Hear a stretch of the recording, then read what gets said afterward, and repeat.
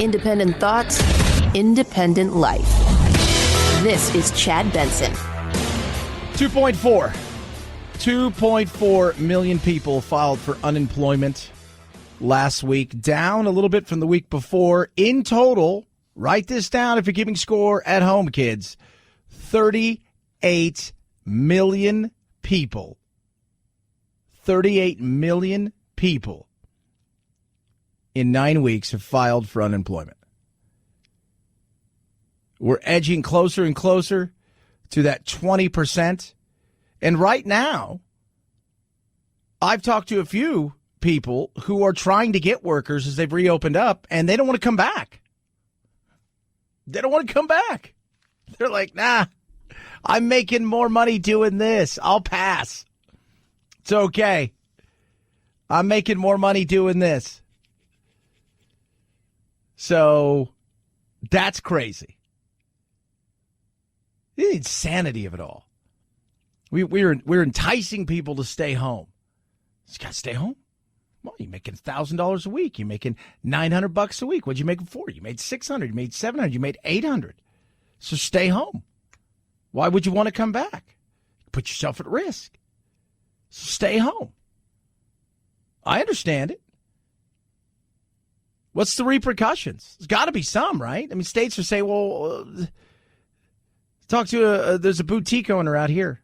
And yesterday she was like, I told all my employees you can come back. And they said, nah, we don't want to come back. So because I can't hire somebody. So they're making more money. But the Democrats, I think, would like to keep the $600 federal rolling on in.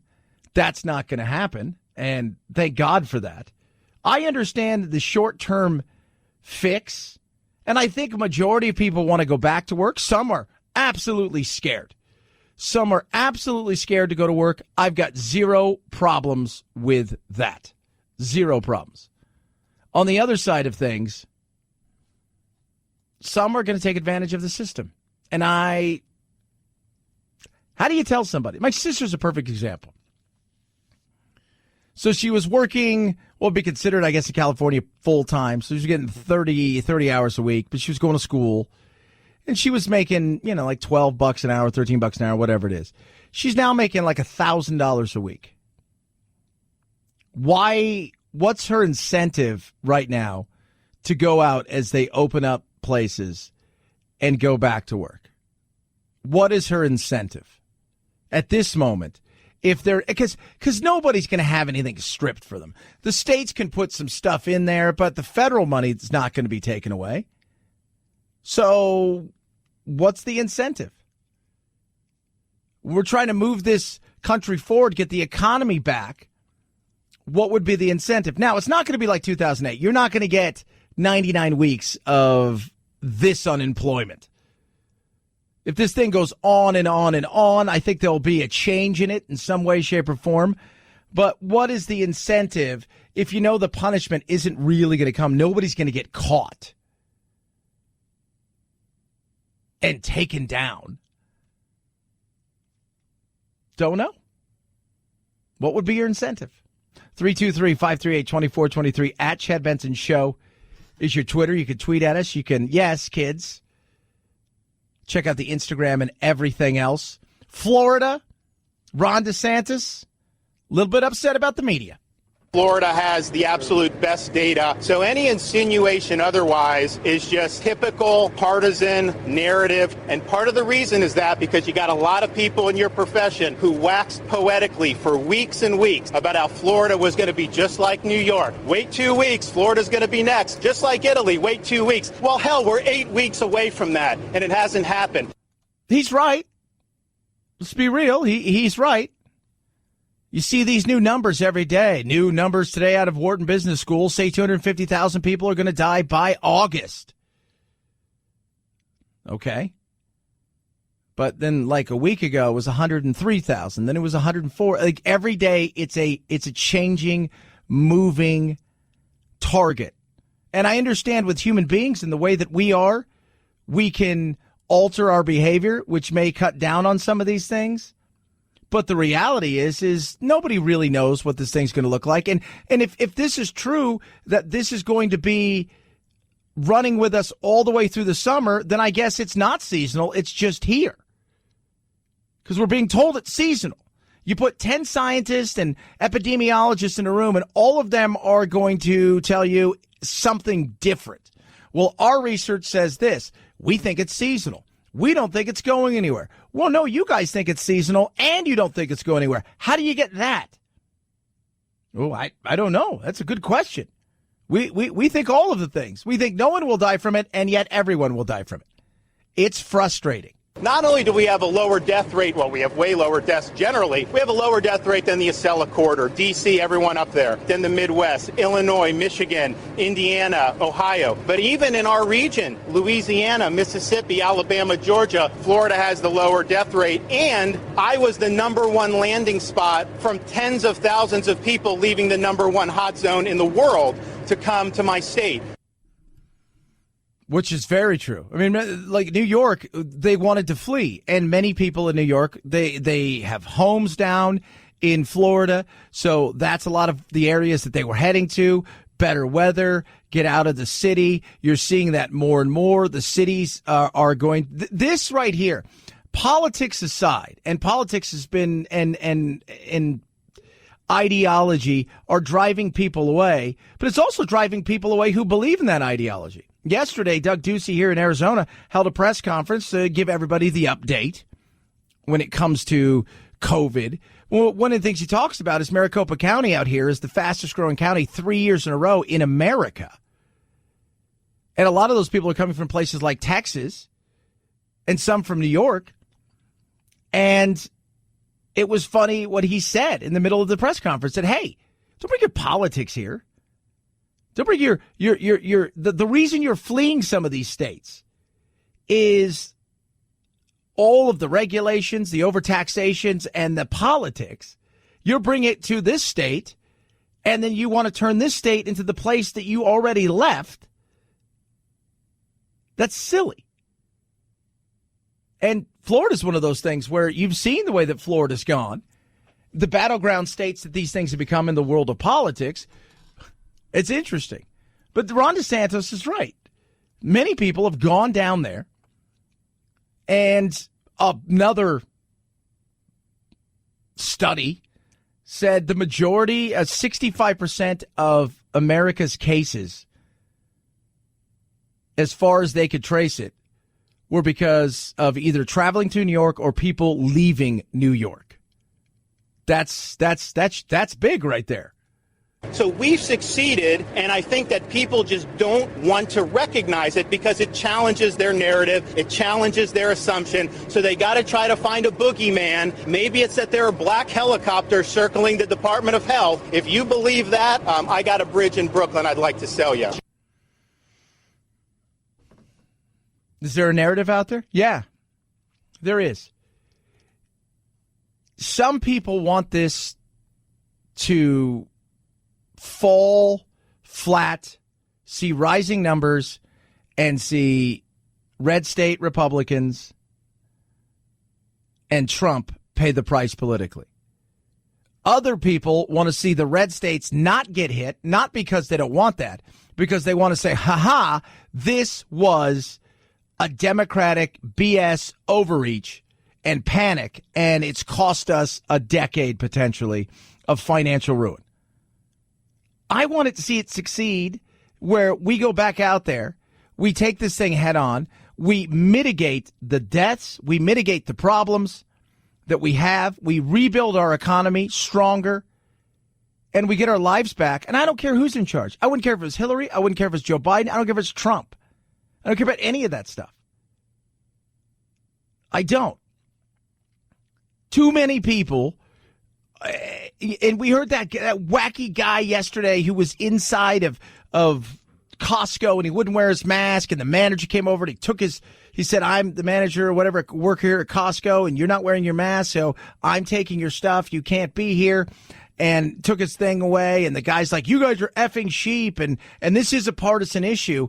It's become a partisan issue over a virus. We've turned it right versus left over a virus. People are out of work. People are struggling. People are wondering what's going to happen tomorrow. People are scared because they're worried about that door handle I touched yesterday. I forgot to clean my hands, and then I itched my eye. Did I catch something? Their mothers and fathers are in nursing homes, and they're not quite sure how they're doing. And we're sitting here arguing over red versus blue, and was there this, and who did that, and the numbers aren't real. And come on. Heads out of butts. Let's move forward for just a second. Shouldn't be that hard, right? And if you want your side to win and the other side to lose, no matter what the cost is, that's sad. You need to take a deep look inside of yourself. 323-538-2423 at Chad Benson Show's your Twitter. You can tweet at us. You can text the program as well. Love hearing from you. We're going to be wearing masks more and more and more and more. Do you have a face cover that actually fits? Doctors will tell you the best way to protect yourself if you're going to wear a face cover is get one that fits. All too often, everybody has the, I think it's fine, it's a one-size-fits-all, I made it at home. Don't do that. Boomer Naturals is introducing the 30-day use protective face cover made from 3 layers of high-quality, hypoallergenic material, 65% cotton, 35% polyester. It's a blended material, and the 30-day use is awesome. You can wash and wear it for 30 days. So you wash it, a little soap and water, let it drip dry, air dry, and then put it on again. Suitable for all day wear. It's comfortable. And the thing is, it goes right over your nose and your mouth. Comfortable, breathable protection, even for people like me who have sensitive skin. Available in adult and children's sizes, and that's what matters because it's not one that's too big for kids and too small for your head. Affordable at less than 30 cents per day, which is great. Now, right now, you can get yours. Use code CHAD20. You're going to save 20% plus get free shipping on all orders over $50. That's code CHAD20 at boomernaturals.com. Take your family's health into your own hands and order your 30-day use face coverings now at boomernaturals.com. Promo code CHAD20. Chad Benson Show.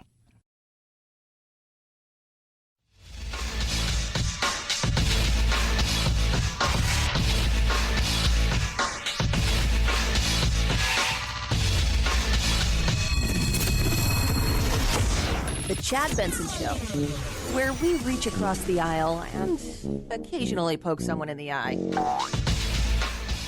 Phil says to me, Sherrod Brown, Democrat, it's on CNN right now, needs to have somebody fix his makeup. They're all doing like Skype and Zoom call-ins to CNN.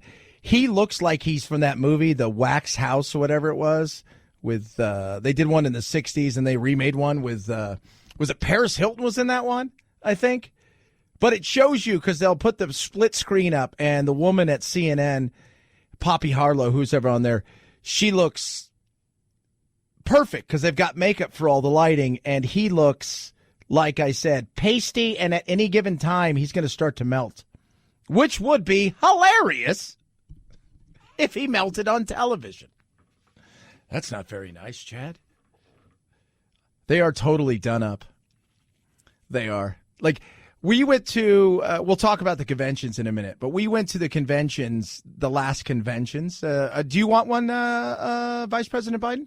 I would much rather be able to have a convention in person because it generates enthusiasm and momentum. Yeah, but probably not. So we went to the conventions, and if you've never been around television, you find out how much of it is lighting, shooting, the way that they shoot the person. And I'm not talking about with a gun. I'm talking about with a camera, the way it's set up, how much makeup they use. I was like, my goodness, because I've done some stuff, but nothing like they get done up. Like, if you're a guest, you don't get done up. You get a little bit of powder to make you feel good so that your head's not shiny, and that's about it. Outside of that, you don't. They get it's like watching a NASCAR event. Everybody, and I joked because it's also very much like the guys. You're like, wow, you're way like Wolf Blitzer is 2'9". I was like, whoa, like I thought he was small, but I was like, my goodness. And Wolf looked really good. There's a couple of them that you're like, oh, yeah, you kind of – and I understand why everybody else makes fun of the Fox women because they all do look pretty good. But there was a lot of Spanx. I turned one time to producer Anthony, I said, if these Spanx explode, we're all done for. So nice, Chad. You're such a jerk. 323-538-2423 at Chad Benson Show is your Twitter. You can tweet at us, text the program as well. The antibody test, I gotta be honest with you, they kind of suck. Out of the 10 test kits that we looked at, there were 4 that really had A+ ratings. There were a couple that were in the B range, and there were 3 that were definitely in the F range we wouldn't want to use in the clinical laboratory. So when I got my antibody test, I was sick in January. Early February, late January, early February, and I was sick. And then I had all of February, March, April, and May. So about 3.5 months before I got my antibody test. The doctor then tells me afterwards, your test came back negative. I said, oh, he goes, but I still think you had it. He goes, first of all, they're not the most reliable tests. And he goes, secondly, after about 40, 45 days, your antibodies drop like underneath. And it doesn't, you won't pick them up. And I said, well, that's lame. That's right. So I don't know what to trust. And even with he was telling me that when they did the blood test for 10 of his patients, they all came back negative. Then they did the swab test and 3 of the 10 came back positive, asymptomatic. So what do you believe? How do you believe any of these numbers? It shouldn't be this hard. Should it? Am I wrong? Is something going on here where I feel like it shouldn't be this hard to come up with a test to find out if you have it or don't have it, or if you have the antibodies and don't have it? Like, this is your job. 323-538-2423 at Chad Benson Show is your Twitter. You can tweet at us. Text the program as well. It's Chad Benson Show.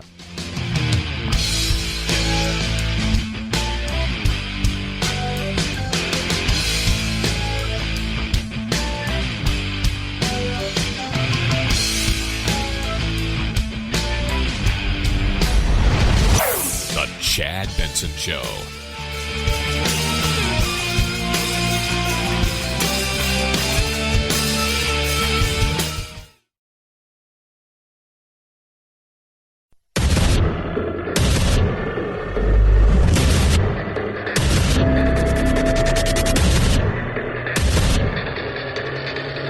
Independent thoughts, independent life.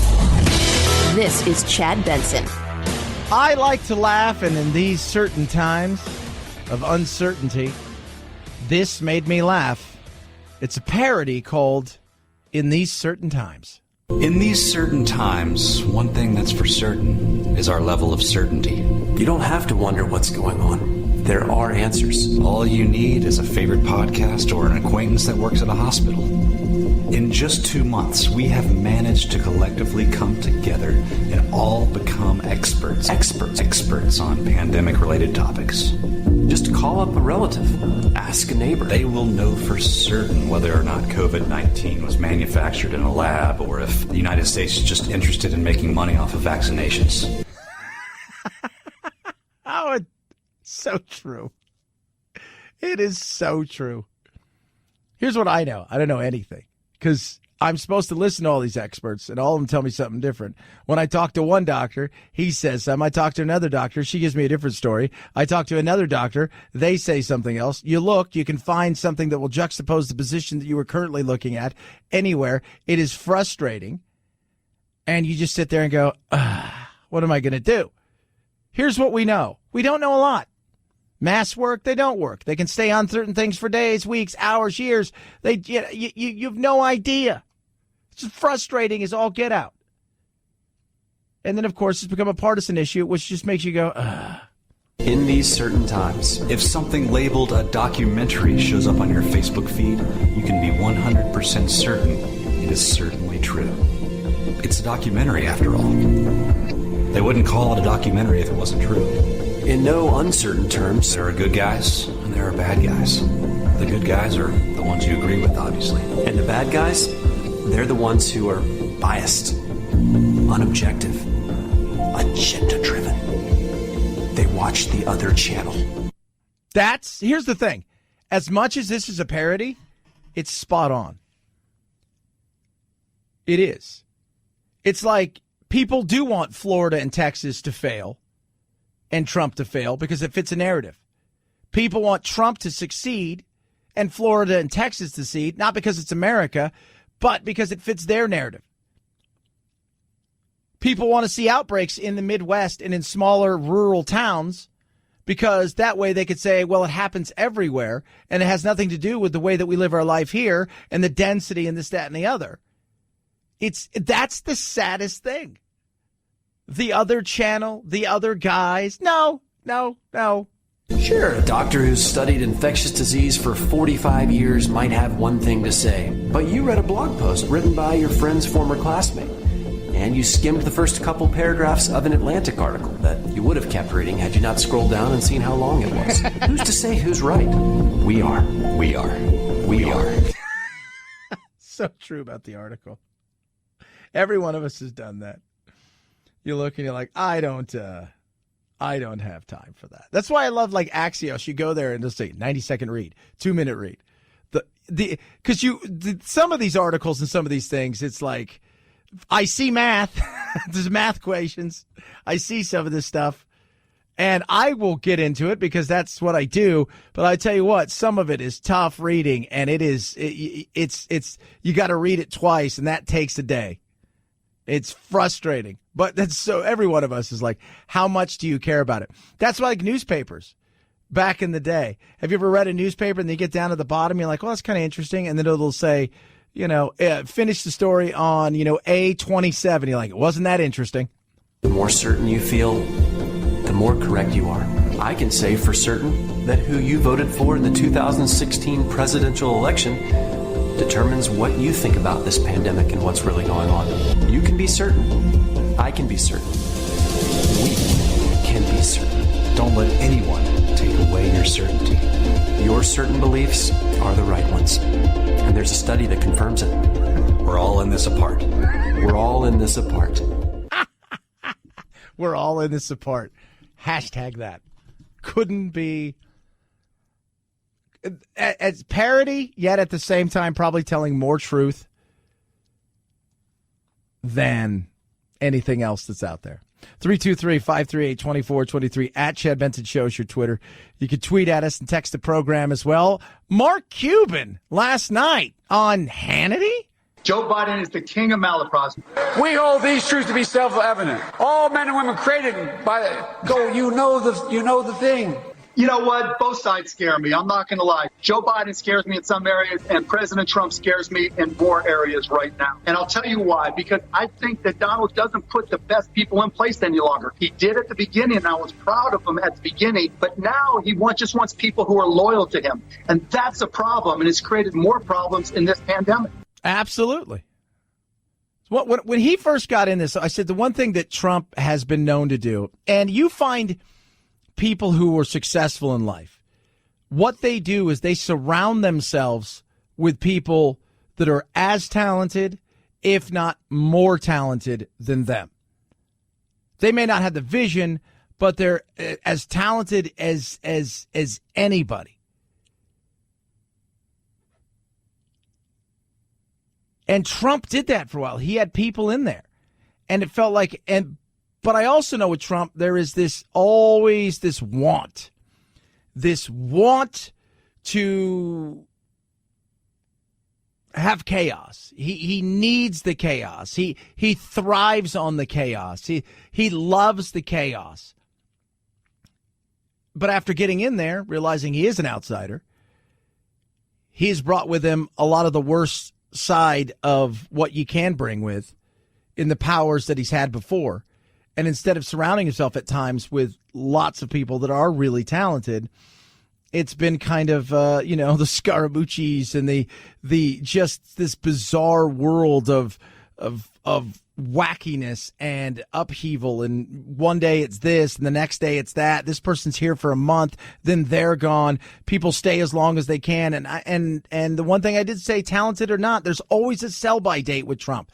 You have a certain level of tolerance, and he has it with you, but make no doubt about it, you will be gone eventually. You will have either had enough or he'll have enough of you. You're not seeing this thing through to the end. There's no question he deserves a lot of credit for what happened with the economy. He's done really well there. But those days are behind us now. But he can't be playing the victim. This is what really bothers me about the president. He's the most powerful man in the world, and he always plays the victim card. The Dems are out to get me. The media is out to get me. You got to be the leader. You got to be the strongest man in the game, and he just hasn't shown that. He's the most powerful man in the world. Be powerful. Be a leader. Yeah. But he likes that. It's the underdog card. Athletes do it all the time. Athletes do it all the time. Especially coaches. Coaches love to do that. Lou Holtz, when Notre Dame was dominating football, would play, I don't know, man. This is going to be a tough game. I mean, Appalachian State is... Do you see some of the athletes? You see how good they are? They don't get the credit they deserve. I don't know if we have the speed to match up with them. And they win 58-0. Alabama does it right now. Oh, Alabama. Michael Jordan did it. It was us versus the world after a while. He does a lot of that. Plays that victim because it's great for his base. And I think it energizes him.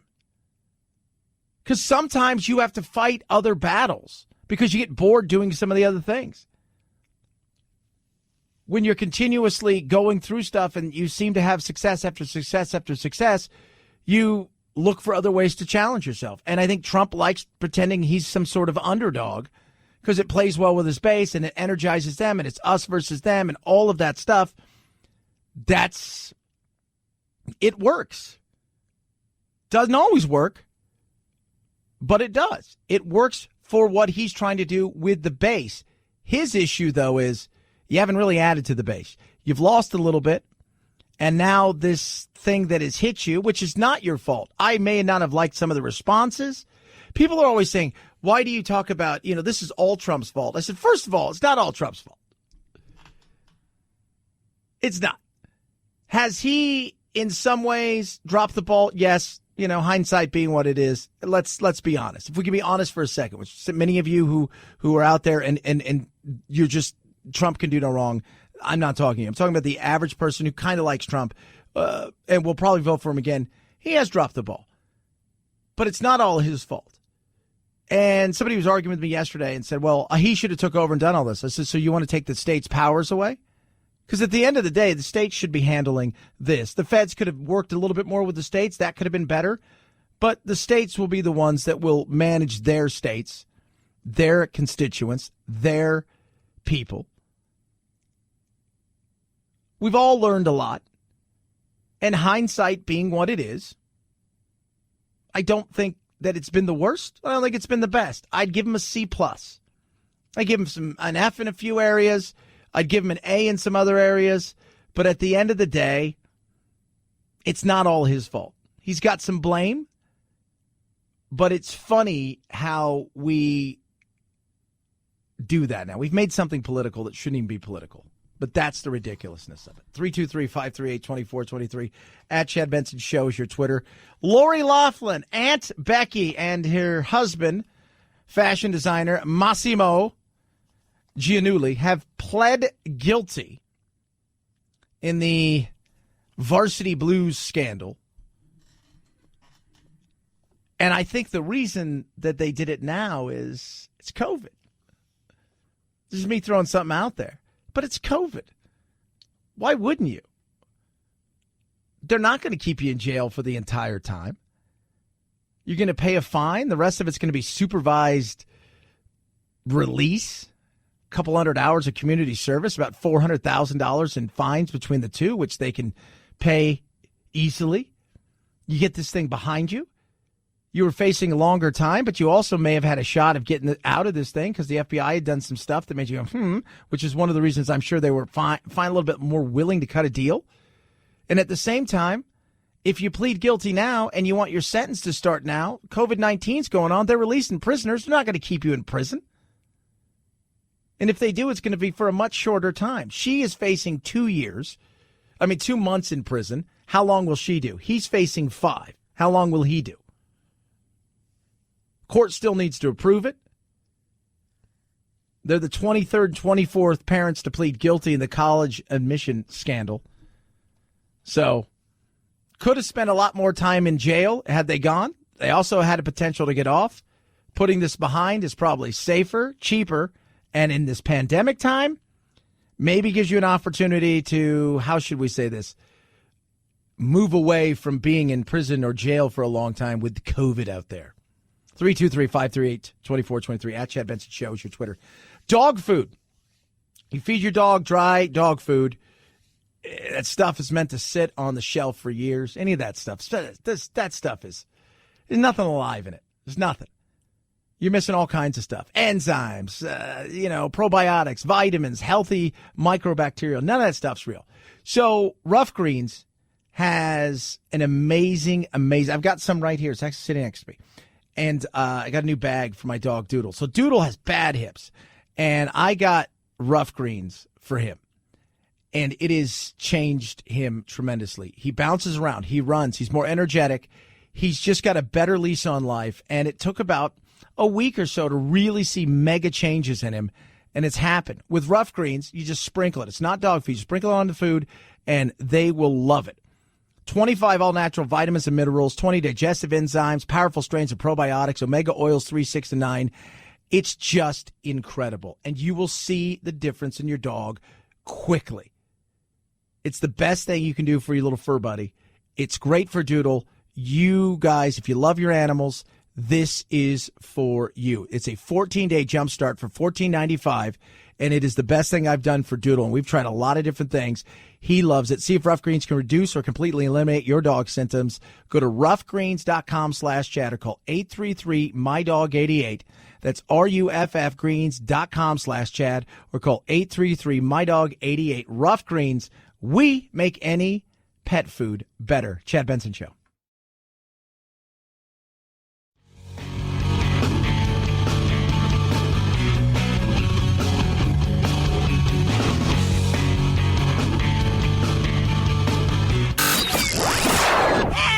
I can't take it anymore! Well, get over it. It's time to forge a new path with your very own political cartographer, Chad. And the Emmy goes to... Wherever it goes, the winner will accept from home. This is for the Daytime Emmys, not the Primetime Emmys in September. The Daytime Emmys have a date set for June 26th on CBS, with presenters, special guests, and winners all doing their thing from home. This may serve as a blueprint for future award shows for now. Also going on with the show, the BET Awards. That'll be June 28th. They say they'll use an array of innovative techniques and artist-generated content.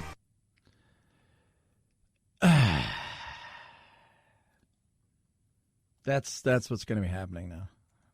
That's the way they're going to do it. The way that they're going to do it now is at home. So that's the way it's going to happen. Live, like once in a great while. I remember as a kid, you'd watch a show and like somebody couldn't show up. They're on another set, or they're doing this, or whatever it is. Or they'd have to via satellite, but now it's the whole thing. What's Ryan Seacrest to do? Did you see the other night they thought he had a stroke on air? And I joked around and said, well, he does want to be Dick Clark, but Chad, that's rude. But he didn't have a stroke, but he did. Something happened, right? There was something that went on. And people were worried about him. Like, he's probably exhausted. The guy works like as much as me. He's probably beat.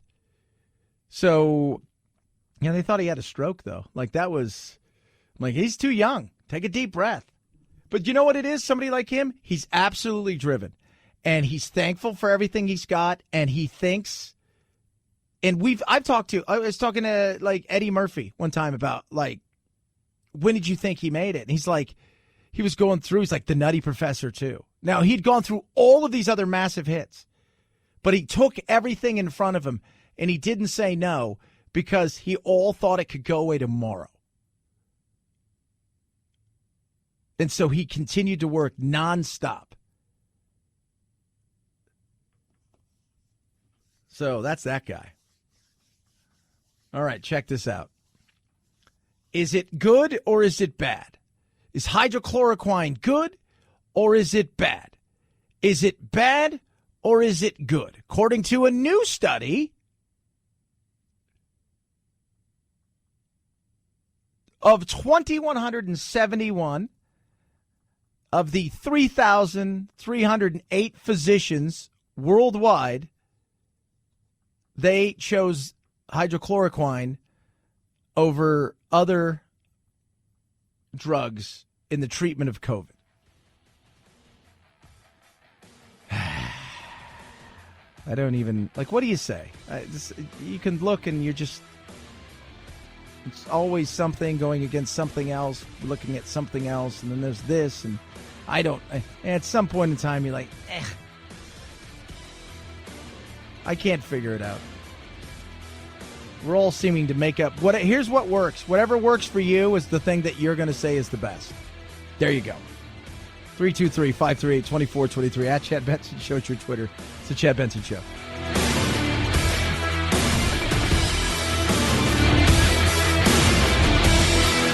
This is the Chad Benson Show.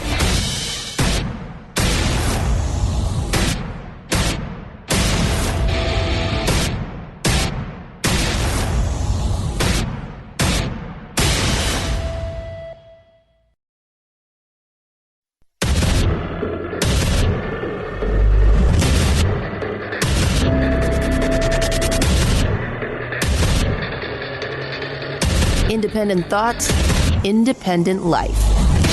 This is Chad Benson. 2.4 million Americans filed for unemployment last week. Huge. Up to 38.6 million in 9 weeks. Down a little bit from last week. At the end of the day, COVID-19 is not only hurting people and killing people, it is killing the economy, at least for now. And we're heading into the unknown, right? Because I hear, and this is just me, and what I read, and what I hear, and what you hear, probably what you read, seasonal. It's got to be seasonal. It's kind of like the flu. It's seasonal. Then you read another study says it's not going anywhere. It's going to kill 250,000 people by August. And I'm like, well, that's not seasonal. What kind of season is it? Is it a 12-month season? That's a lot. What is it? What's our economy look like then? I don't know. I don't know. I could not tell you. I don't think anybody knows. I don't. I don't think anybody knows. I think everybody's just, pulling numbers out of there and just, hey, there's that. Whew, there's this. Whew, this. I know we'll get through it. I know we'll come up with some sort of therapeutic treatment. I know we will, and this is just my assumption, of 106 companies plus are working on some sort of vaccine. And some of them that are in a much more advanced stage are showing promise already to the human stage of testing, because they just they went from, hey, we got to do this. What about the regulations? No regulation. Just go. But what's the economy look like? That's I think it's a fair question at this point in time. If this thing doesn't go away, are states going to have to play the game of shutting down again if there's a spike? What's that do to the economy on the second level? And on top of the economy itself, the momentary crushing of said economy at that moment in time, psychologically, long term, what does it do to people? It's like when I talk about the football, the NFL, or the NBA, or any of these things, but especially the NFL. the blow that does to people, the psychological effect is massive. It says, nope, we're not coming back to normal. Nope, this is the way of life. Nope, nothing is going to be the same again. That's what it does, which causes people to react in several different ways, including not getting out there and living their lives, not spending money, watching the economy fall further and further and further into a hole. So we'll see. We'll see what's going to happen in the future, which will be immediate, because if it's seasonal, I'm assuming that when summer really gets here, so we head into Memorial Day weekend, when we start getting to the point where it's July, August, September, we're really warm, we're in the throngs of summer, that there will be a real drop-off come June all the way to July to... And then what happens at that point in time? Does it come back, with vengeance as a second wave?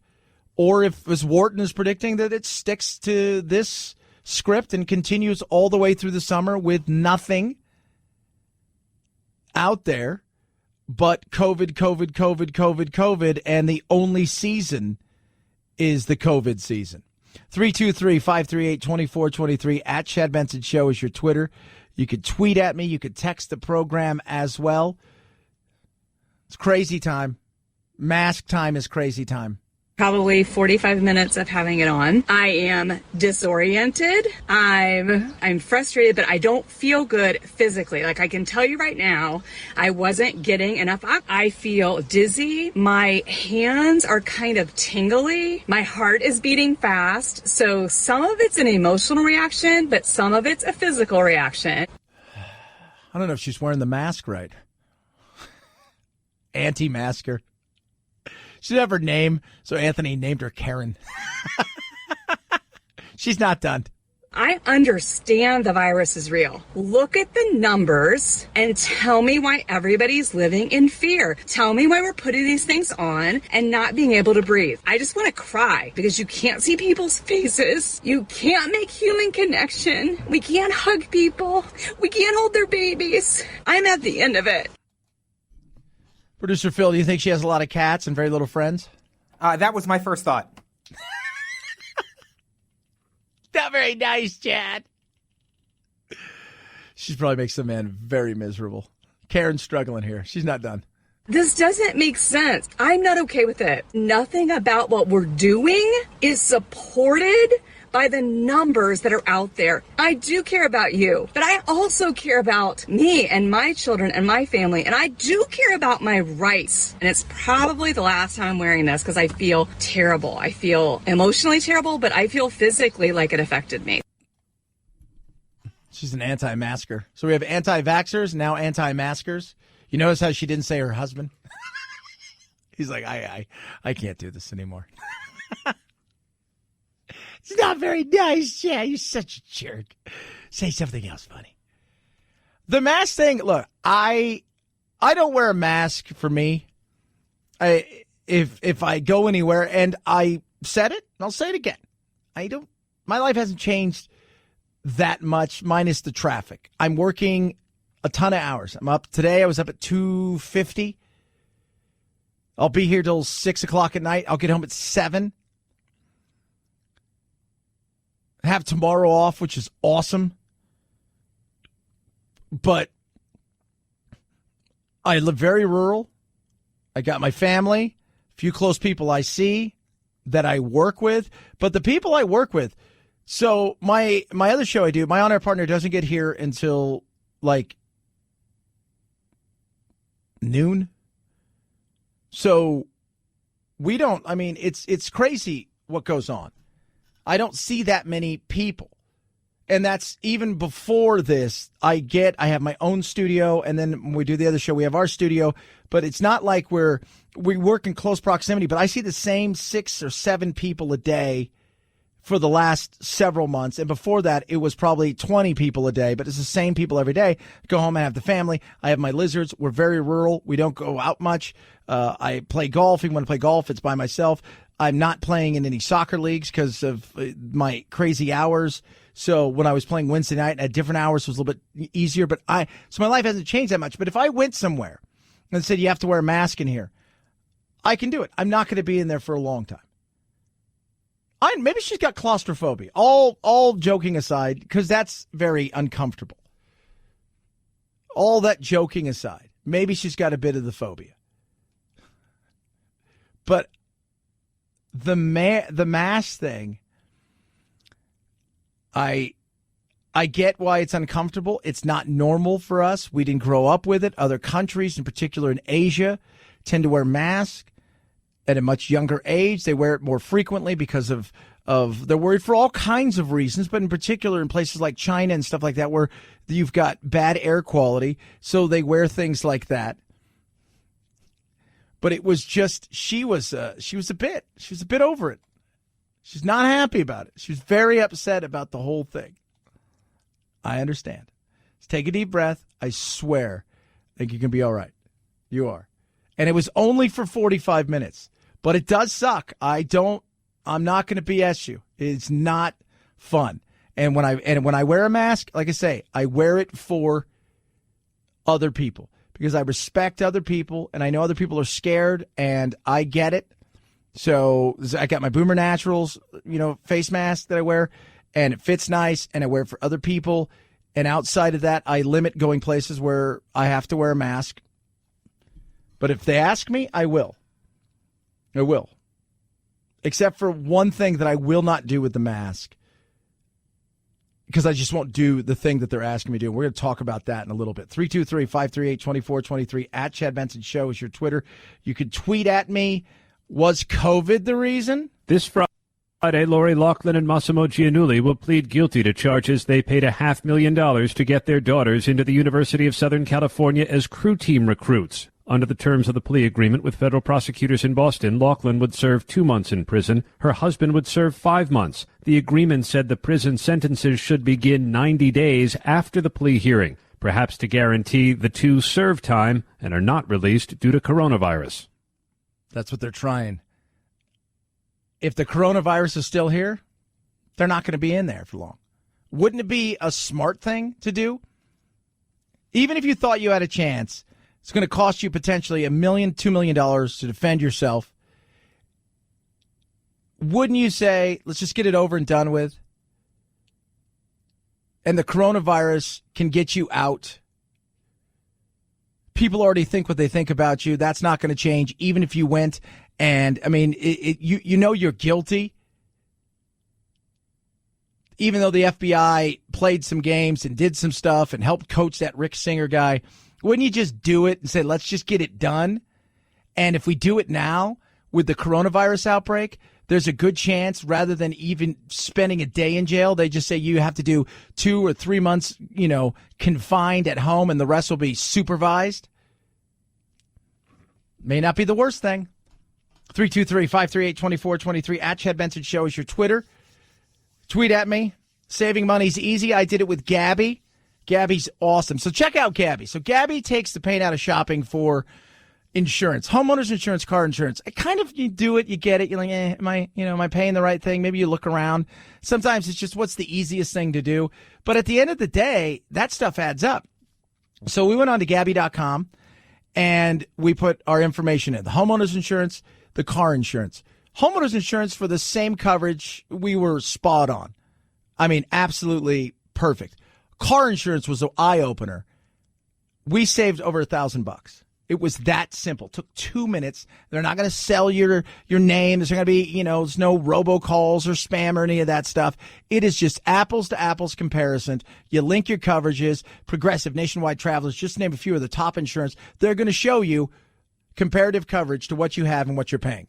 And get this, it's totally free to check your rate. No obligation. Zip. Takes 2 minutes. You can do it right now. See how much you can save on your car and homeowners insurance. Go to Gabby.com/Benson. That's GABI.com/Benson. Gabby.com/Benson. Chad Benson Show. No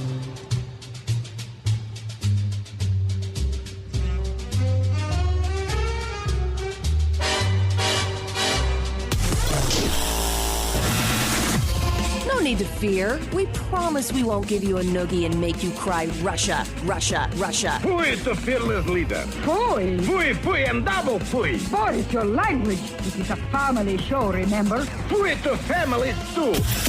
Nostrovia. This is Chad Benson. 5, 4, 3, 2, 1, 0. Ignition. Liftoff. Now it's time to find out what's trending. What's trending? Yeah, what does that mean? I mean something, right? Like it's trending on the old internet. What's trending? All right. Let's take a look at what's trending. Start first and foremost in the magical world of Google. iOS 13.5 jailbreak. Apparently, hackers are close to jailbreaking it for devices. Westgate shooting yesterday. Westgate. Nice outdoor kind of cool mall in Glendale, Arizona. 3 people injured. Gunman taken into custody. It's trending. Parallel universe. NASA may have uncovered evidence in a bizarre parallel universe. A lot of people think there's parallel universes. This is just one of them. Where time and physics operate in reverse. What? Yeah. Crazy, right? Wouldn't lie to you, kids. Mike Schultz, you don't know who he is. He's a nurse who has been ravaged with COVID-19, and he has a photo that people are talking about because he was kind of, as we would say, swole and yoked. He was a pretty ripped dude, and he is lost 50 pounds over 8 weeks. And it is, man, he lost a ton of weight. It shows you what it can do to healthy people. Guy was fit as a fiddle, 6-pack, the whole 9 yards. And it can do that. That's the reality. Is it rare? Yeah. Why? Because if it was like that every time where people who were really fit, guess what would happen?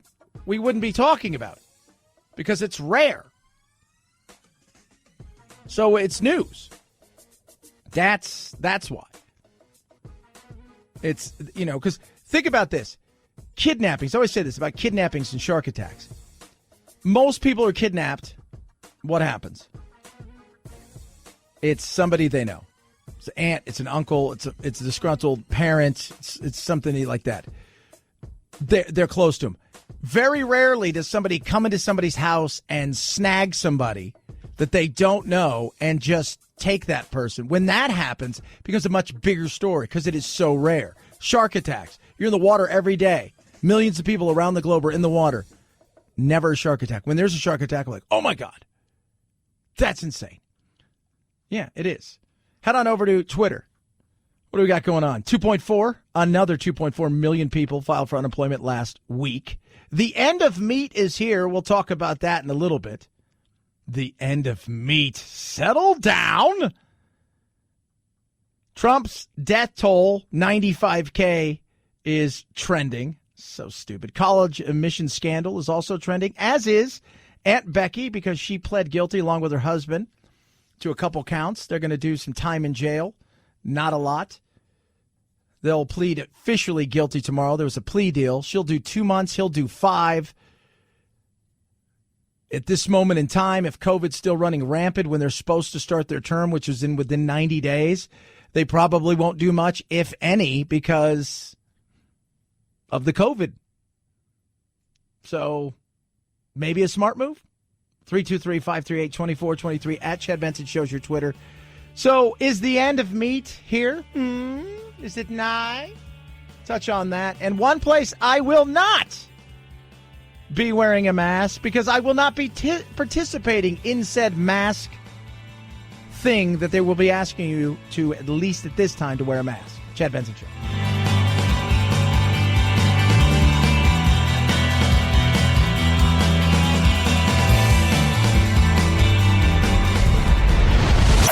The Chad Benson Show.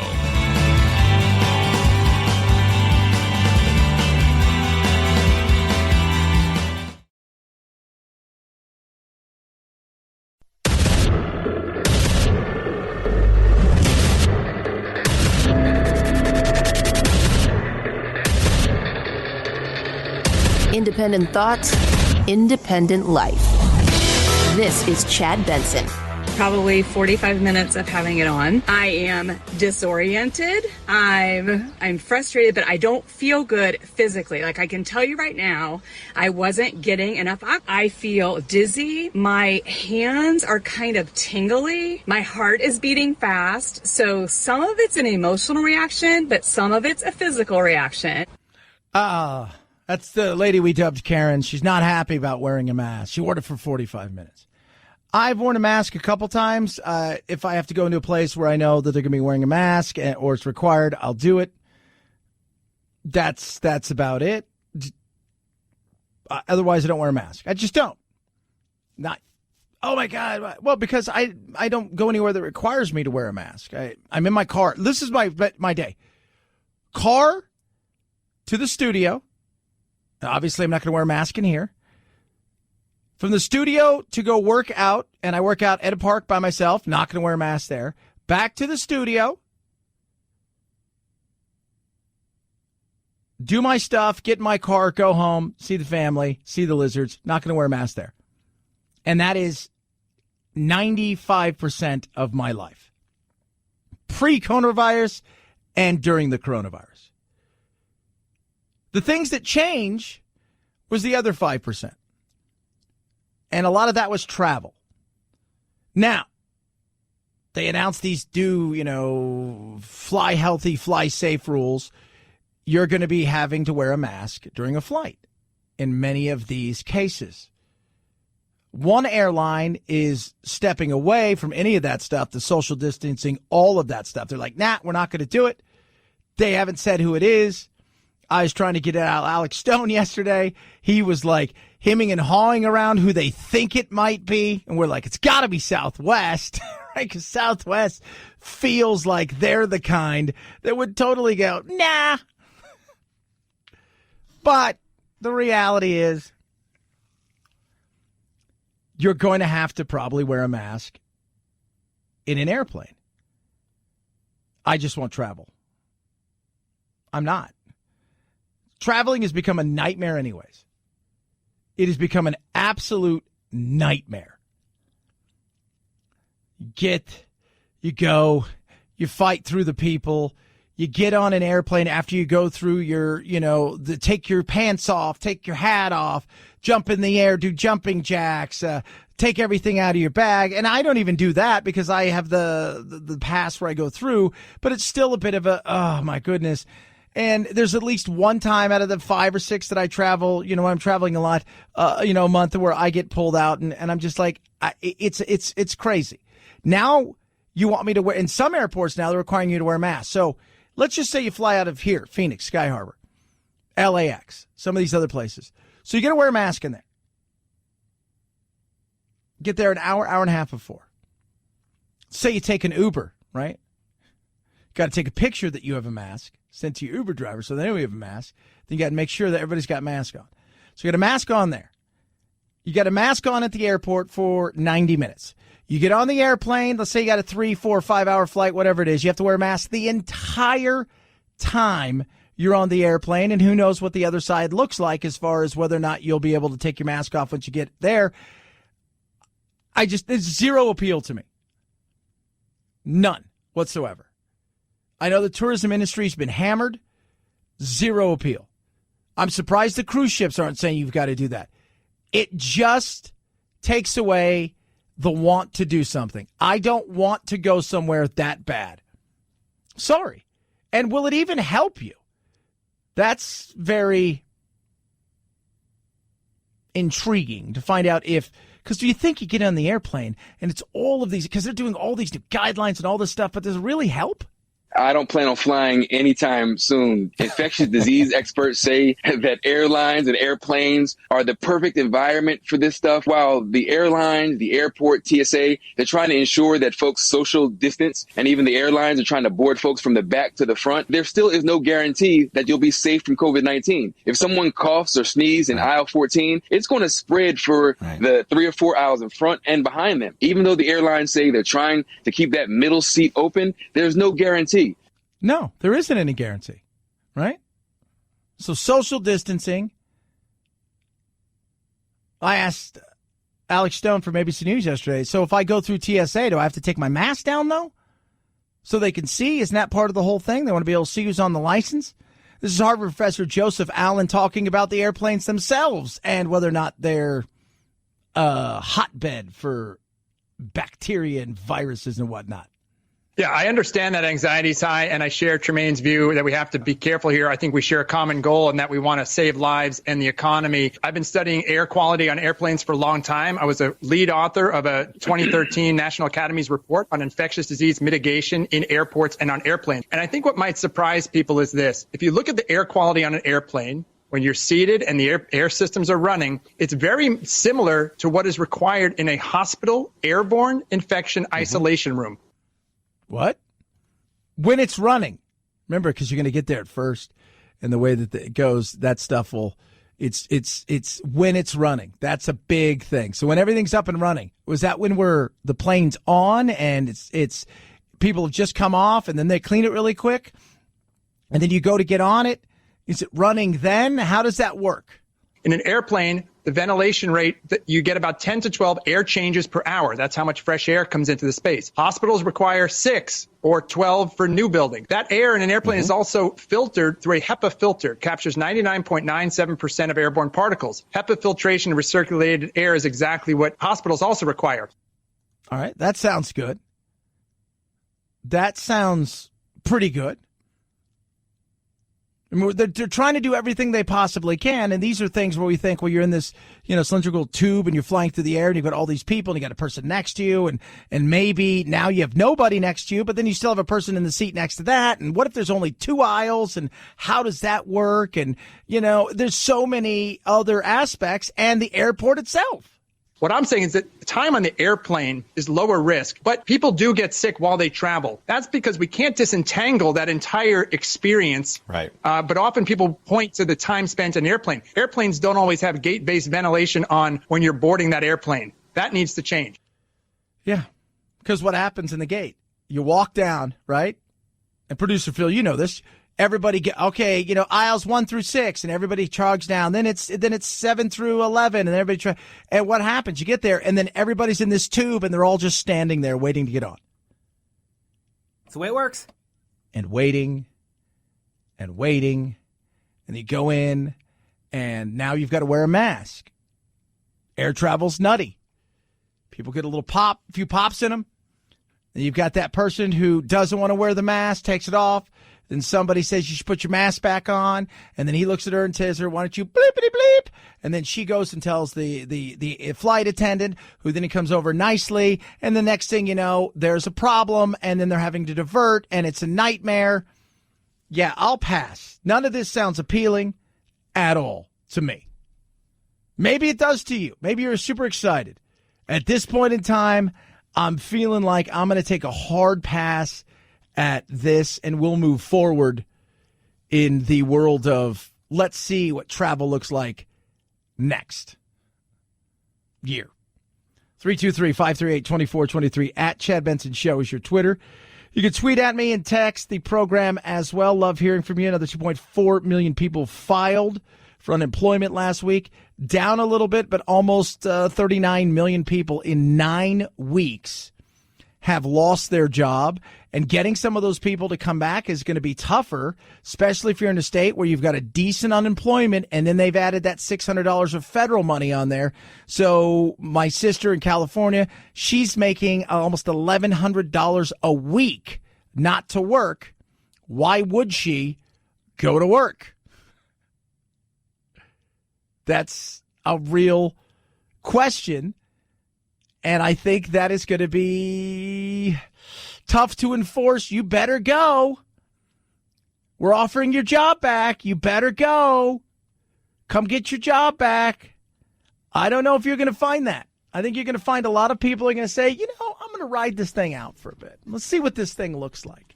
I'm going to ride it out for a bit. Maybe I'll come back in X amount of weeks. Maybe your job won't be here. For me, I always thought it was kind of a pride thing, and it felt good to be working. For some people, they're making more money. For some people, they're making more money, and there's a fear that they could get something. bring it back home. And for a lot of other people who are honest, they'll say, making more money. Why would I want to come back? I could sit at home and make more money. That's you. How do you fix that? I don't know if you can fix that at this moment in time. The real problem, and I think the real fight that's going to come, is will they extend it? Are they going to extend it till the end of the year?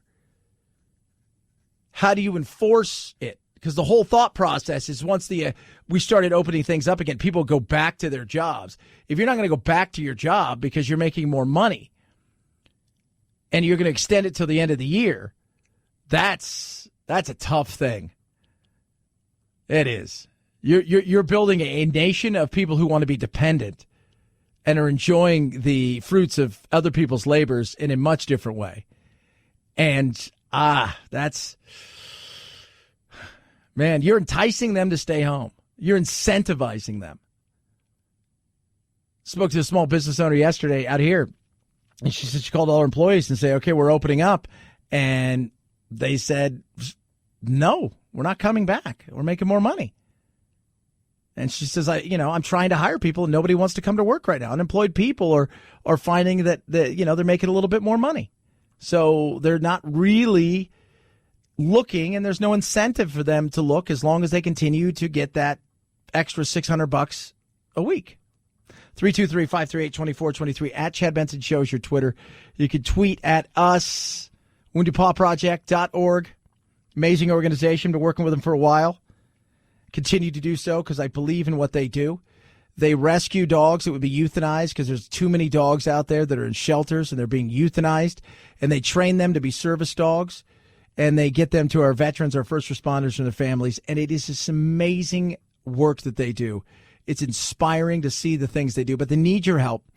Anything you can do is amazing. The best action you could take is your extra car, truck, RV, even a boat. If it flies or floats, they'll take it. Those funds will be used to transform shelter dogs into service dogs for our veterans, first responders, and their family. They also take cash, or you can even go to Amazon and go to smile.amazon.com, and there's a supporting group thing you click, and you put Wounded Paw Project, and in doing so, it's just awesome support they get from that. Anything you can do is great. Check it out for yourself. Find out what is going on and how you can be of help by going to woundedpawproject.org, woundedpawproject.org, woundedpawproject.org. It's the Chad Benson Show.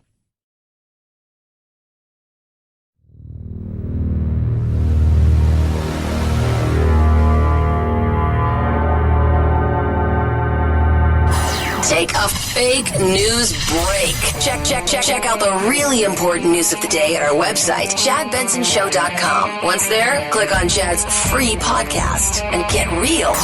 The Chad Benson Show, where truth and the American way live. Print free.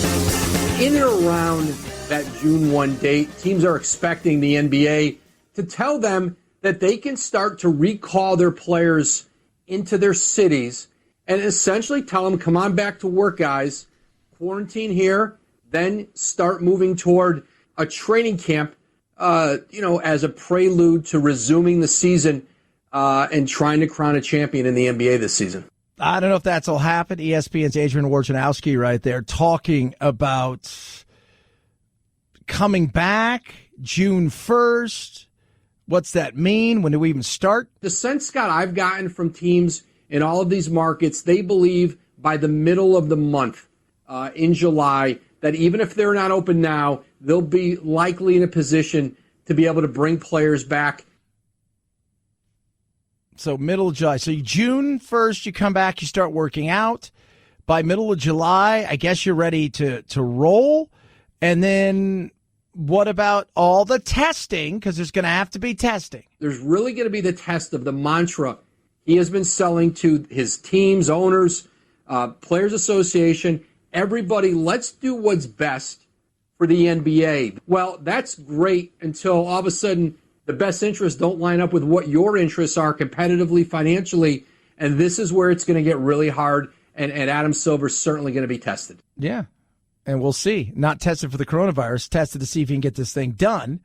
Major League, but they want to come back. Here's the thing. Everybody wants to come back.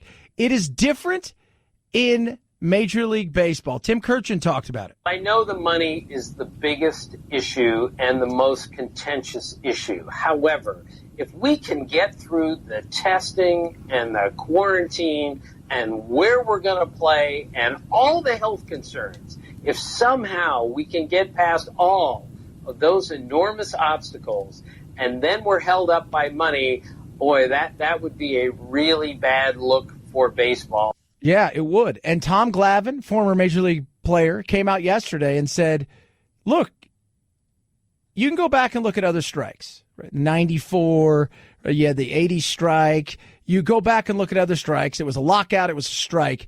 There's no doubt in anybody's mind that this will be the players' fault. And it'll all land on them, and that's just the reality of it.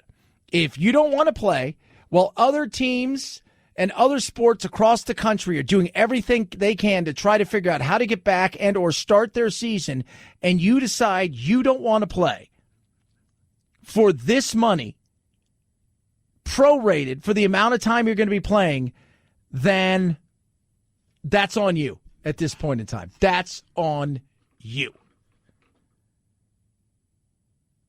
And I think it would fall. And I think it would be a horrible look. And baseball should be the ones right now who should be running at this, doing everything they can to get going, to get fired up, and to have the opportunity to shine in a time when there's a potential for other leagues to not come back at all.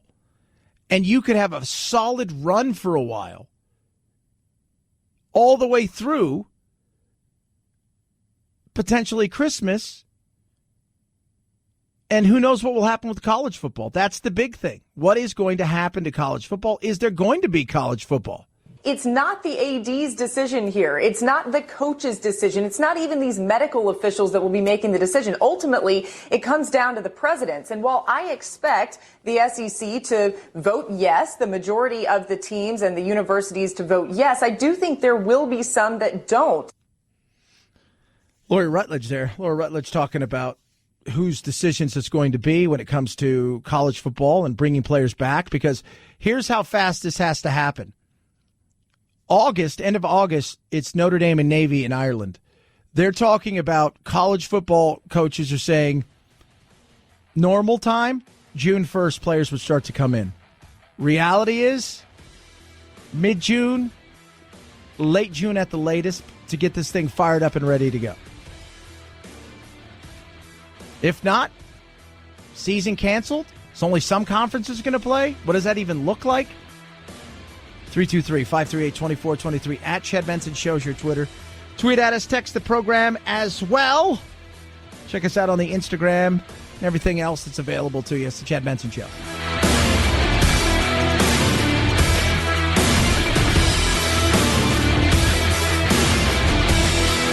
This is the Chad Benson Show.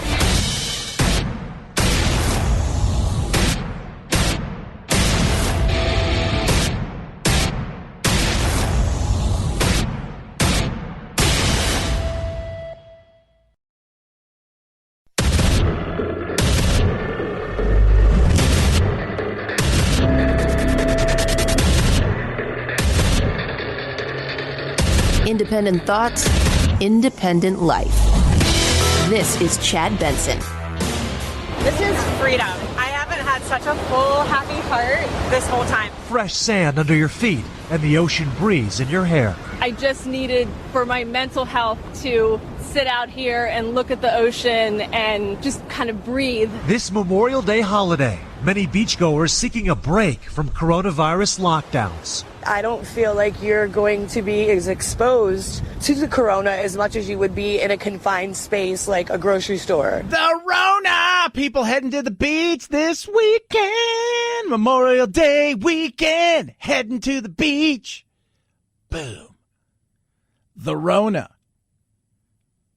Restrictions in some places. We were playing those, was it Galveston last week? They had the tops off, Jeep top off weekend that they have down in Galveston. And there was, what they say, a bunch of arrests. 2 people shot. People were partying.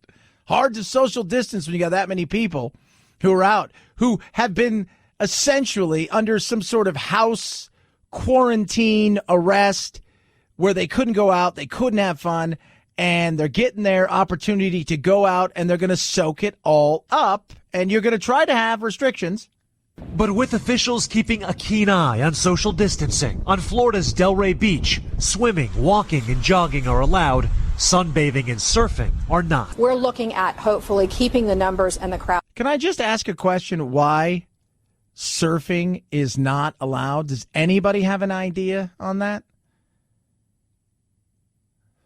So I can jog, I can walk, I can't sunbathe. I don't know what. I have no idea why sunbathing is. Nope, can't do that. The vitamin D that would be good for you, you can't do that.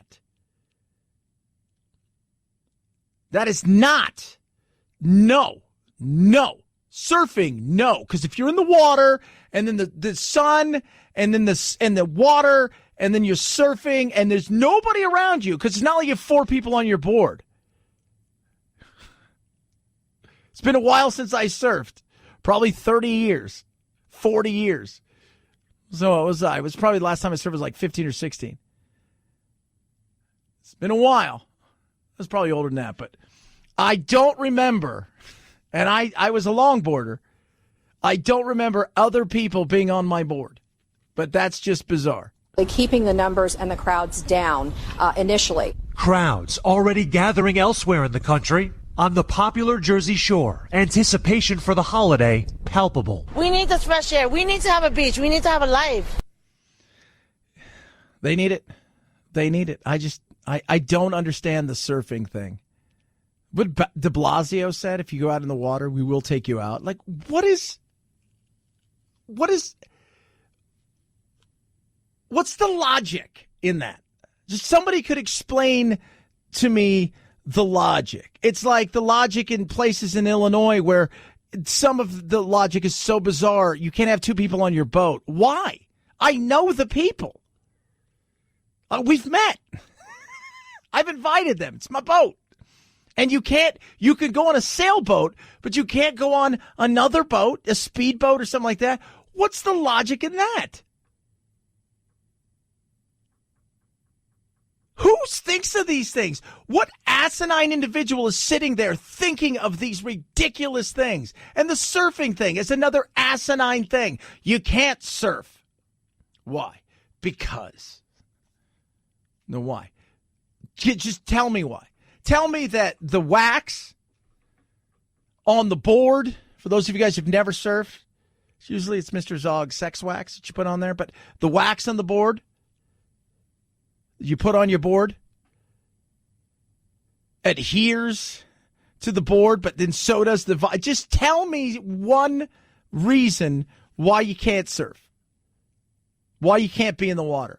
What happens in the water when you're doing something like surfing or whatever it is that's going to cause this thing to exacerbate in the area that you're at to the point where everybody's going to get infected? It feels like a relief. In Southern California, families finding solace in the newly opened Golden Coast. Different counties reopening with different restrictions, from bans on chairs and canopies in L.A. to no building sandcastles in Orange County. Recognition some summer traditions will be broken. Any and all restrictions right now that prevent people from getting sick and spreading the disease are necessary. This year, celebrating the holiday with sunscreen and a dose of social distancing. And I'm sorry. All right, Phil, so I can't go in the water in one place. I can't surf in another. Can only have 2 people on a boat over here. Now, I can't build a sandcastle based on what? Well, it propagates in the sand. Is that what it does? Okay, thank you, God. That is, wow. Who's coming up with this? Like, who? Somebody is sitting there, some appointed official, some clown who's got their degree in ass hattery is sitting around and they're saying to themselves, all right, you can't stand on the beach. You can't stand on the beach. Everybody's got to be moving. you got to be 6 feet apart. No more groups than one, a group of one. If you're on the beach, you cannot go in the water. If you're allowed in the water, you can only go into the water up to your chest. Heaven forbid you think about building a sandcastle. My God, do you want to kill us all? It sounds so stupid. Hey, kids, want to go to the beach and have no fun whatsoever and get sand everywhere? No, you don't. Nuts. 323-538-2423. At Chad Benson Shows your Twitter. We're all going to die from stupidity. That's what eventually gets us in the end. Stupidity. Absolute stupidity. Right, Karen?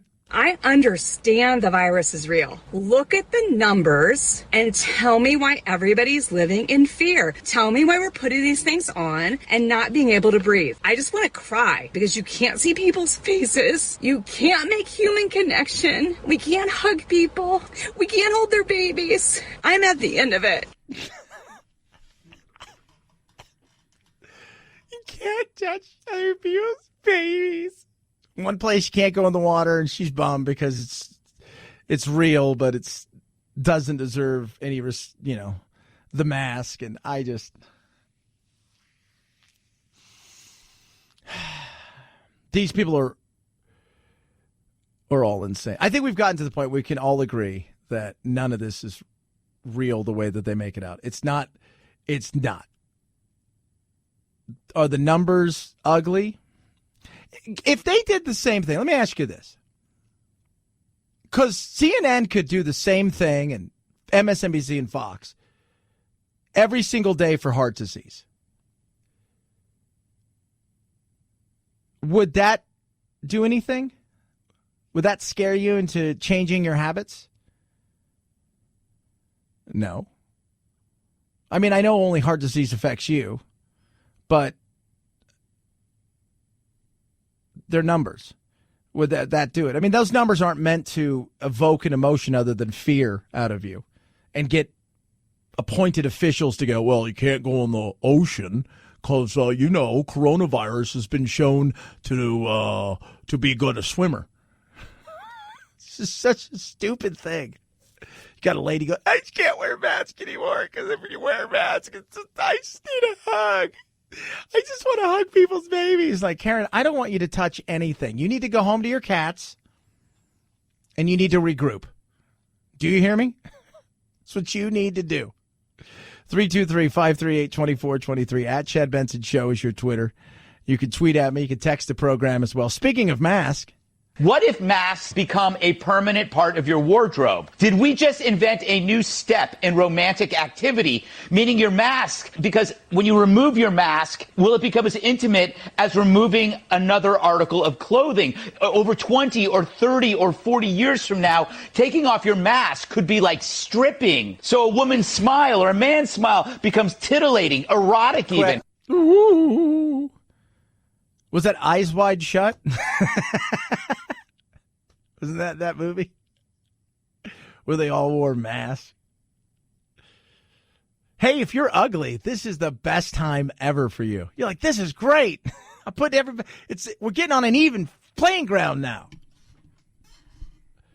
There you go. 323-538-2423. At Chad Benson Show is your Twitter. Don't be building that sandcastle or dare think about it. What if you built a sandcastle, then immediately picked up your surfboard and ran into the ocean?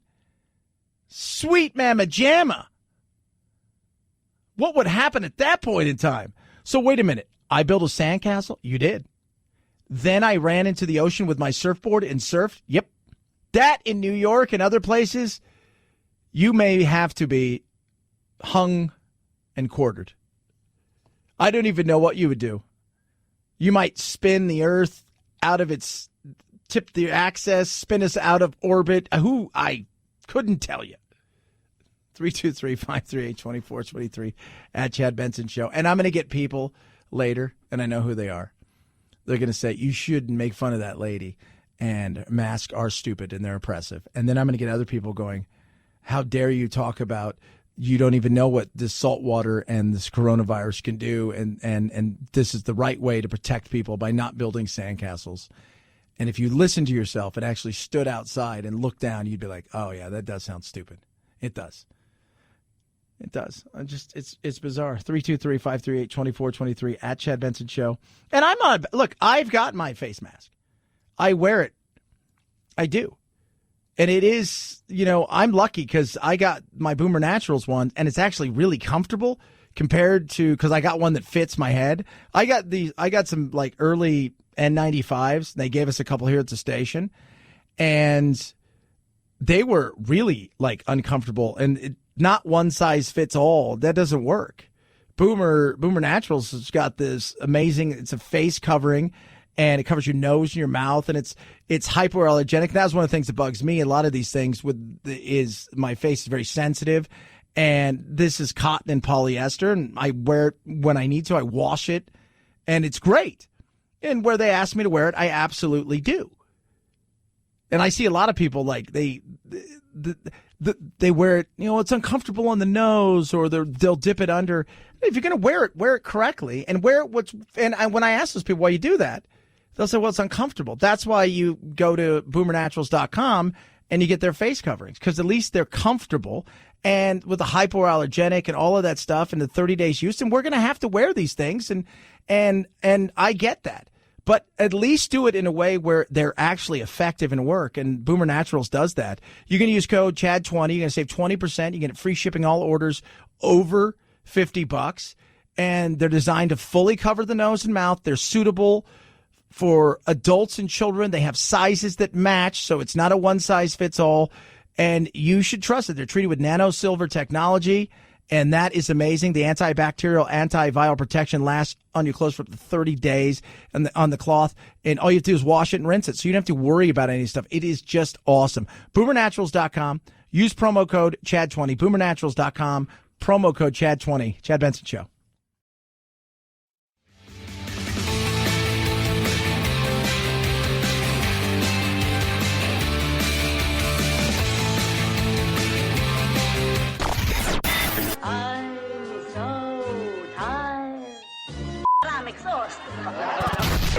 If you're part of the politically exhausted majority, don't fear. Your time to be validated and rejuvenated is here. Wake up. It's the Chad Benson Show. Tell you what, I just laughing a little earlier about the whole mask thing. Sharks in the water. Don't worry about that. Worry about the coronavirus. Can't go in the water. Lots of stuff to be fearful of this Memorial Day season. So crazy. Can't wait for sports to come back. Now, it's going to be golf this weekend. So you've got Peyton Manning and Tom Brady are going to be playing in a golf match with Tiger Woods and Phil Mickelson, and they've paired them off. And this is going to be enjoyable. And it has to do with COVID-19. They're going to donate a bunch of money. And it's going to be very interesting. So you've got Peyton Manning and Tiger Woods, Phil Mickelson and Tom Brady playing each other. Both Peyton and Brady are pretty good golfers.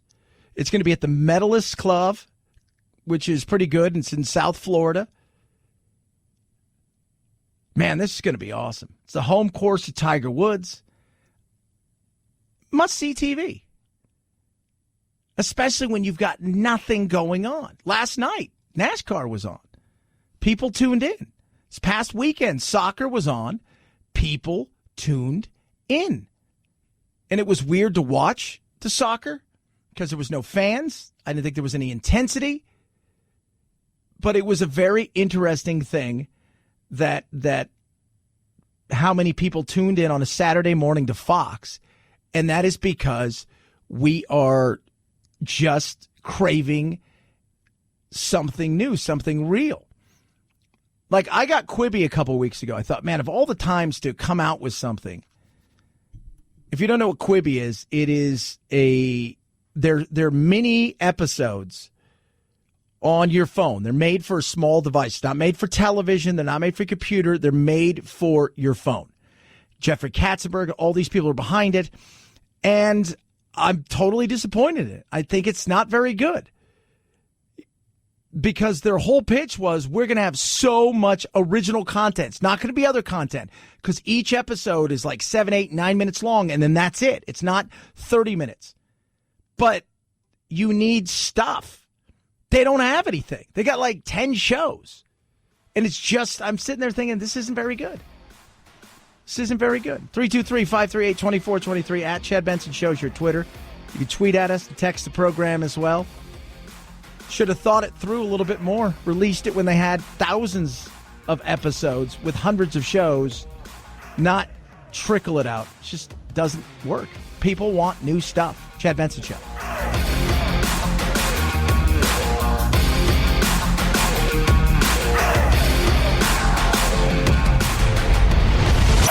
The Chad Benson Show.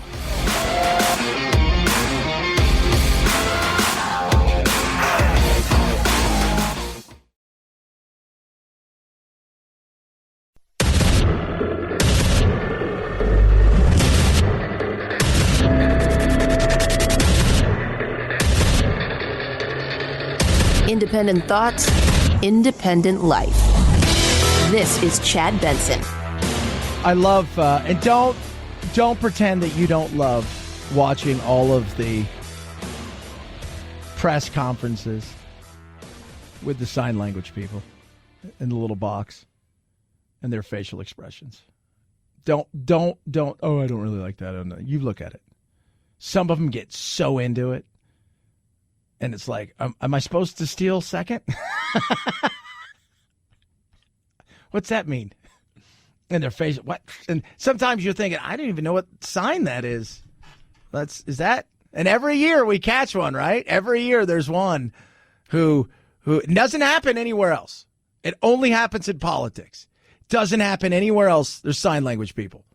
It has nowhere else. It happens in politics only, where somebody gets the gig and doesn't know any sign language. And it isn't until somebody who's deaf points it out that that's not real. Nowhere else. You think it's like, we should probably get their resume and maybe have somebody come in here who actually we know knows sign language just to. Here's the irony of it. And this is irony, that you're deaf and you learn sign language because that's how you communicate. And then the person that you always see doing sign language is a person who can hear because they have to do it because they can hear it. I thought that was, but man, I'm sitting there watch Cuomo. Yesterday I was watching Governor Ducey here in Arizona, and he was doing his thing, and the lady was like, she was into it. Like she was, you could just tell she was like, what do you think of that? Then I always want a translation. What exactly did he say, and how did it translate there? 323-538-2423 at Chad Benson Show is your Twitter. You could tweet at us. Job market, not looking good. Americans filed new claims for unemployment. Excuse me, Aaron? Another 2.4 million Americans. Excuse me, Aaron? Another 2.4 million Americans filed new claims for unemployment benefits, bringing the total during the 9-week pandemic to nearly 40 million. It further illustrates the economic decline the virus has caused as businesses have shuttered across the country. The lost jobs could take years to recover. And there are jobs available. And people right now aren't interested in some ways because they're enjoying the $600 bump that they got from the feds while this is going on. Now, that's only to last through July. The big debate that they're going to have, with all of the things that the House passed that is dead on arrival, and then they'll start negotiating, trying to get a new bill passed, and God knows how much that'll be. Right now, it's a who's who of goodies and social justice, and it should be about helping the economy and making sure people have enough to survive on, not thrive on. It shouldn't be that. Should not be that. There's a boutique owner here in Arizona And she was talking about that she called her employees, said, hey, you guys come back to work. And they're like, no, we're making more money staying at home than working for you. Well, shouldn't they be paid more? It's always the argument. I don't know. Should you be paid more? What are you doing? Like, what are you worth an hour? What is your worth an hour to a company? That's how you should decide. And to get more money, you have to figure, how do I outperform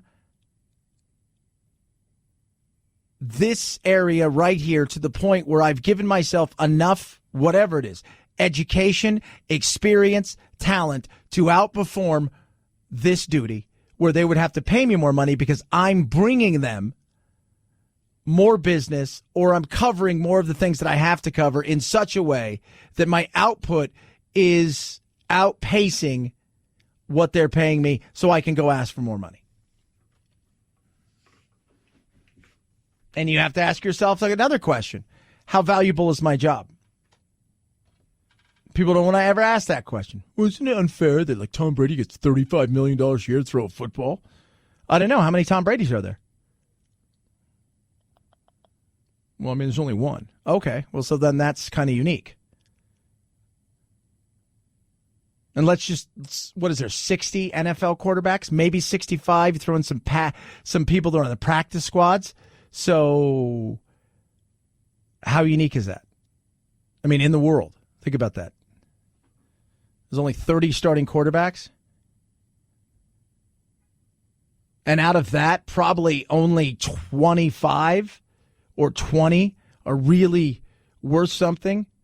That's how you're starting to shrink it down. You say, okay, that's how unique something is. There's only one of you that can do this gig. That makes you more valuable. If somebody can learn your job in a day or two, then unless they're Prince and they have memory recall and talent that is extraordinary, like once in a lifetime, when it comes to something like music, then chances are your job is not worth $30 million a year. So that's what you have to figure out. And the government is handing money out. And so I understand why people wouldn't want to go back to work. Ride it out for as long as you can. So if you're making, say, $10 an hour, say $15 an hour, right? So you make it, that's what everybody screams, right? It's the fight for 15. It's not the fight for 100. It's not the fight for 12. It's not the fight for 14. It's the fight for 15. So you make $15 an hour. You work 40 hours a week. That's $600. Right now, the state is giving you, depending on where you live, anywhere between 144, low-end Tennessee, to the high-end, well over $500 a week. Let's just call $300 a week. And then the feds are giving you $600 right now while in employment, but you were making $15 an hour. So that $600, the Fed is covering all of your living expenses. That other $300 a month is great. $300 a week is gravy. So you're getting an extra $1,200 a month. It's kind of hard to entice people back to their $600 a month, $600 a week jobs. It just is.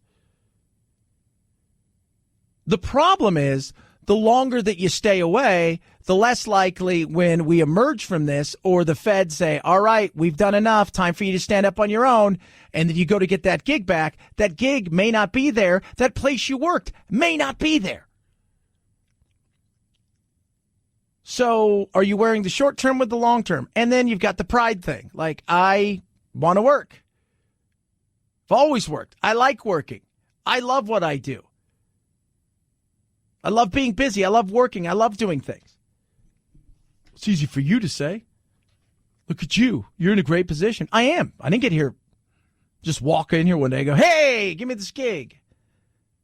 I freaking toiled for years in the minor leagues, if you will. Did a lot of other things. Did a morning show on a radio station where we played classic hits. Did an afternoon show, talk radio, still barely had enough, had to do side gigs of all kinds of wacky voiceovers just to live in my one bedroom. Oh, that's right. It wasn't even a one bedroom. It was a casita with no kitchen for like 5 years. Times I didn't even have a car. I put the effort in, but I knew I wanted to get better, and I wanted to outperform and make my talent outperform what I was getting paid, so I had options, and I did. But if I would have left, I would have found another gig.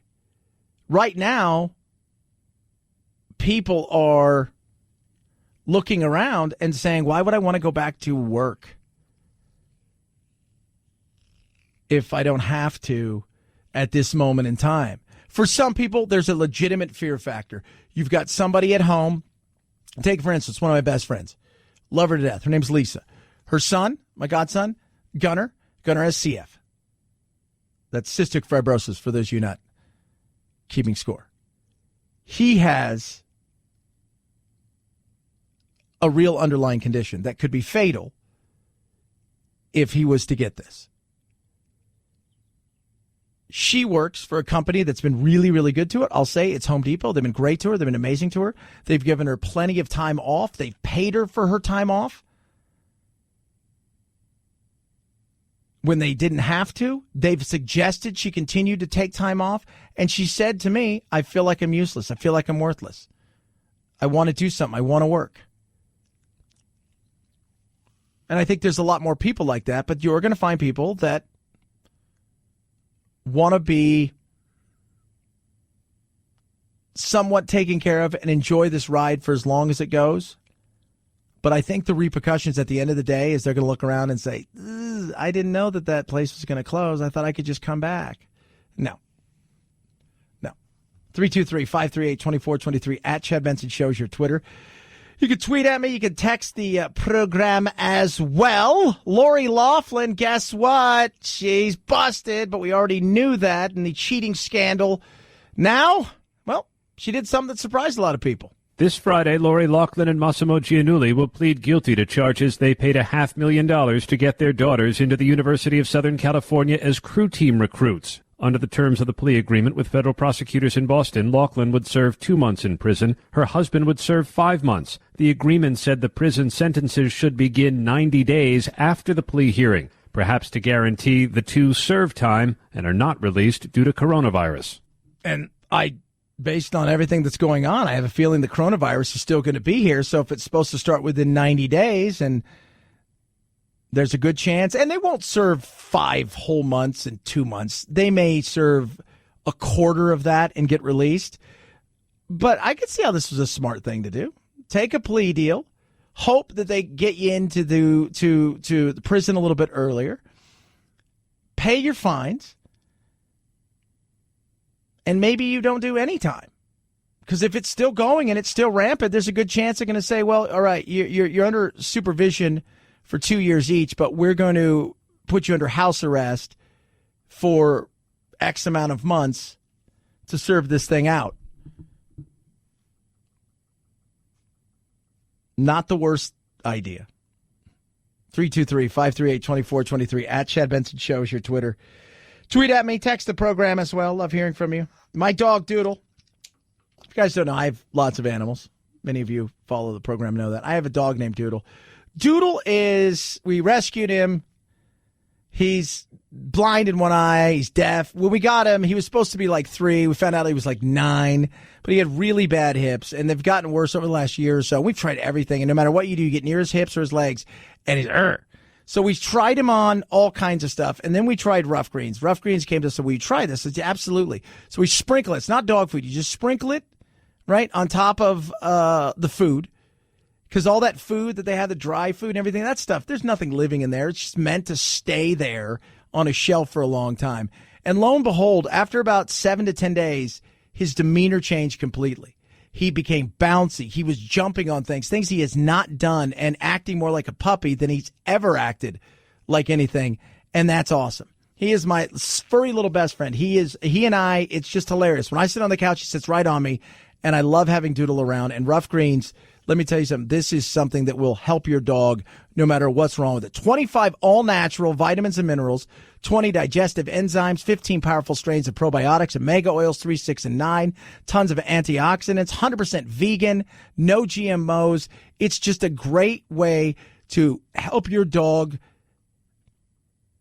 really get back to living and feeling better.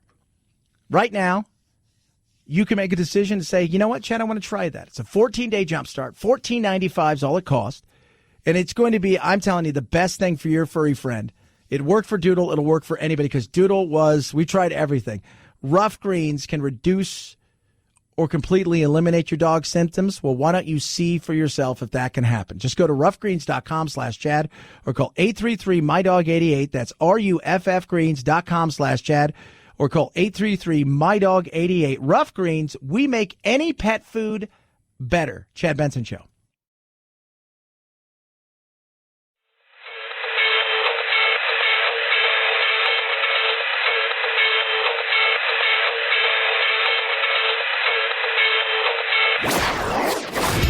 Don't let the Washington Beltway strangle you. This is where the exhausted majority comes to refuel, realign, and reevaluate. This is Chad Benson. It's going to pass 100,000 deaths within the next couple of weeks. And it's still going to be here. It's just the beginning. That's Dr. Downer. I don't know. It's not really his name. It would be kind of funny. It's just Dr. Tom Frieden. It's still going to be here. Yes, it's not going anywhere. Not at this moment in time. Will it go somewhere eventually? God willing. They're saying now that doctors are coming out and say we need a few vaccines. I'm like, okay, we went from flattening the curve to the cure to now we need a vaccine to now we need several vaccines.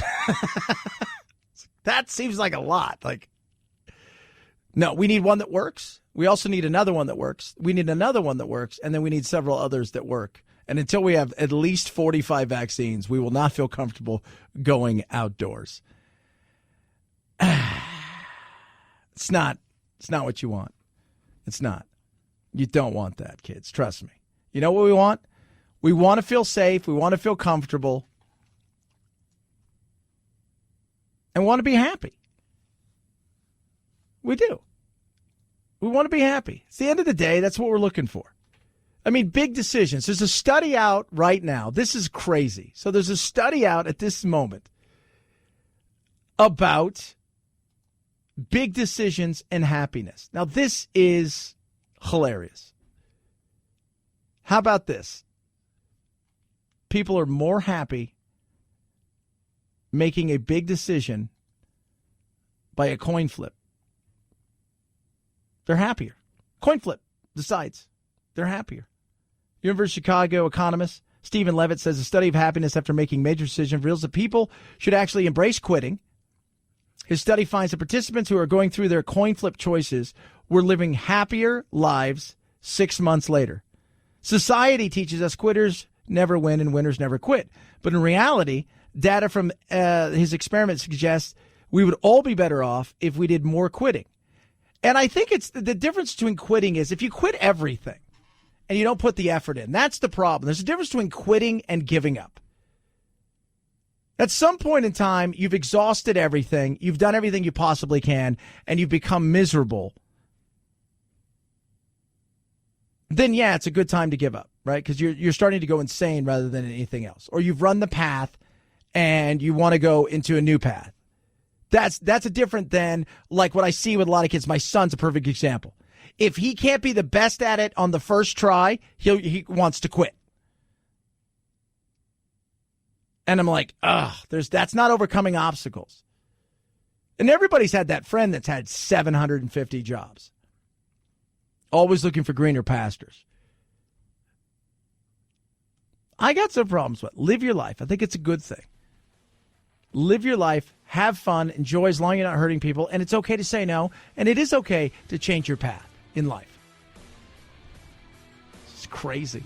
323-538-2423 at Chad Benson Show's your Twitter. Have fun. Have a safe, awesome Memorial Day weekend. Greg Collins is in for me tomorrow. We're off on Monday. Enjoy yourselves. Be safe. Get out. Enjoy some fresh air. For God's sakes, don't make a sandcastle or go in the ocean, because stupid is why. Night-night, Jack.